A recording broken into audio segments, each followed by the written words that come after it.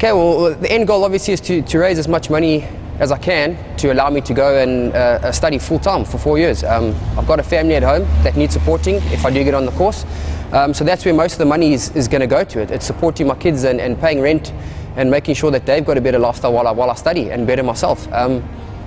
So what better way than to prove to people how passionate I am about it than doing a challenge and saying, well, this is what I'm prepared to do. Oh, part of my training also is a bit of speed training. So down at the airfield, nice and flat, open and quite safe. There's no cars in there to worry about. So try and get maximum speed out of my sprints. Again, getting used to the gear, getting used to the weight of the gear with the sprints. Then a plane happened to be ready taxiing on the runway.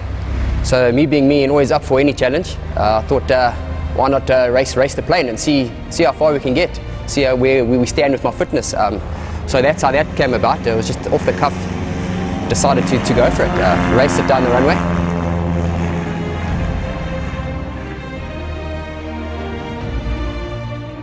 But then on the way back, the fire engine ended up coming down the one runway, so I decided to race him back.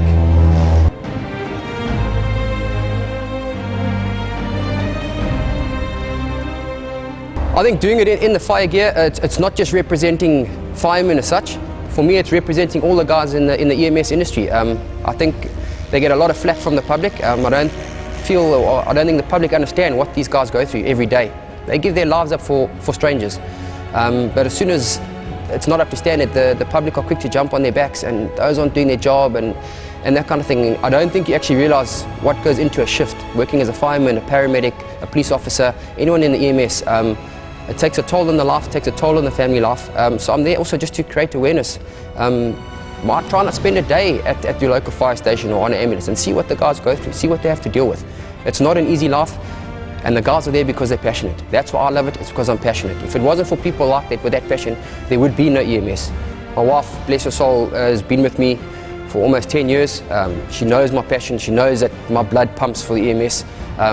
She's not always happy about it when I get the call outs and I've got to leave when I'm home with the family, but she understands why we do it. She understands that on the other side, on the end of that call, is someone there that I could potentially save a life of, so they could go back to their families. It does take a toll on our family because I'm on standby, so I never know when I'm going to go. But having her support and by my side is one of the big driving forces in why I continue striving for these goals to achieve. And without her, I probably would have given up a long time ago. Even though it's not in my nature, you need that support structure. I've got an absolutely great family that stand behind me. My daughter's always, every time an ambulance comes past or a fire truck, come on Dad, let's go. We've got to help, we've got to save lives. So the passion is right through my whole family. They're all into it. They all understand why I do it. They understand sometimes I can't be at home and why I'm not at home. And then when I'm off, I try and spend as much time as I can with them. They're very important to me because I say without them, there would be no me. That's just the way it is. The end goal is for me to go out and save lives. That's what I love to do. That's what I want to do. I want to help people. I want to help the community.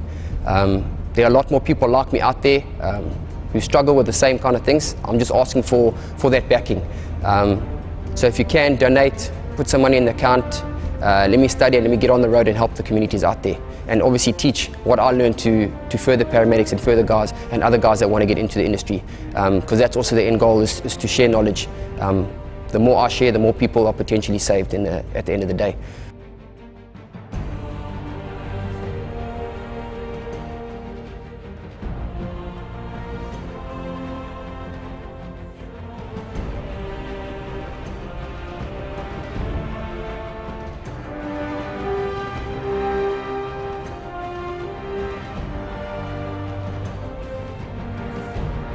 The end goal obviously is to raise as much money as I can to allow me to go and study full-time for 4 years.